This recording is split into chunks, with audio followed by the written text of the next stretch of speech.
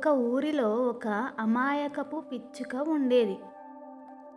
మనసులో ఏ కల్మషం లేని ఆ పిచ్చుకకొక కాకుల గుంపు పరిచయమైంది. ఆ కాకులతో పిచ్చుకకి స్నేహం అయింది. పిచ్చుకకి అందరూ చెప్పారు, ఆ కాకులతో స్నేహం చేయొద్దు, అవి మంచివి కావు అని. కానీ ఆ పిచ్చుక మాట వినలేదు. ఒకరోజు కాకుల గుంపు ఎటో వెళ్తూ పిచ్చుకను కూడా తోడు రమ్మన్నాయి. అమాయక పిచ్చుక ఎక్కడికి, ఎందుకు అని అడగకుండా ఆ కాకులను గుడ్డిగా నమ్మి వాటితో వెళ్ళింది.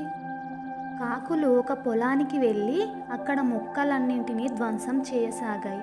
పిచ్చుక నిస్సహాయంగా ఏమి చేయాలో తెలియక అటూ ఇటూ గెంతుతూ ఉంది.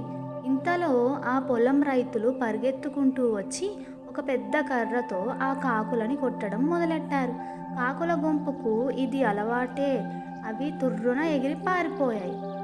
పిచ్చుక రైతులకు దొరికిపోయింది.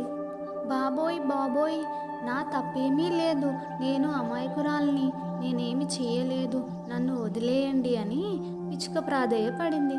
కానీ పంట నాశనమైన రైతులు కోపం మీద ఉన్నారు. పిచ్చుక మాట నమ్మలేదు కదా, దానివైపు అసహ్యంగా చూసి మరో 2 దెబ్బలు వేశారు. ఈ కథ యొక్క నీతి ఏమిటంటే, ఇతరులు మన మిత్రులను చూసి మన గుణం ఏమిటో నిర్ధారించుకుంటారు.